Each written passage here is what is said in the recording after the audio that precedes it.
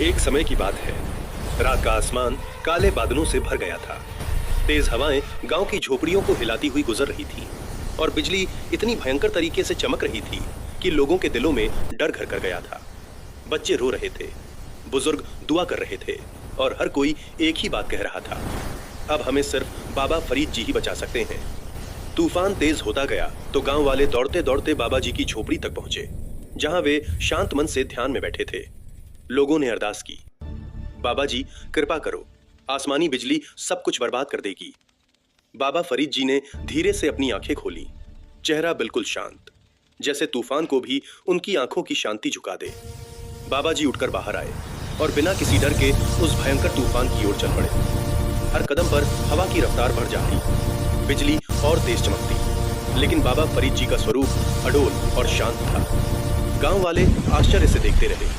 अचानक आसमान से एक शक्तिशाली बिजली धरती की तरफ बढ़ी, लेकिन जमीन छूने से पहले ही रुक गई, मानो किसी अदृश्य शक्ति ने उसे रोक लिया हो। ऊर्जा का एक तेज सफेद नीला प्रकाश बाबा जी के सामने ठहर गया और उसी क्षण तूफान शांत होने लगा।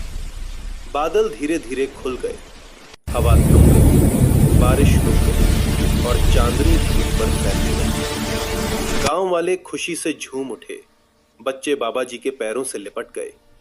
बाबा जी, आपने हमें बचा लिया। बाबा फरीद जी ने मुस्कुराकर कहा, मैं नहीं, ये सब रब की मेहर है, इंसान सिर्फ सेवा का जरिया है। अगले ही पल बाबा जी ने सभी को समझाया, जिस इंसान के भीतर नम्रता, दया और सच्चा सिमरन हो, उस पर रब अपनी शक्ति खुद बरसा देता है। लेकिन याद रखना, यह शक्ति दिखाने के लिए नहीं, सिर्फ भलाई के लिए होती है।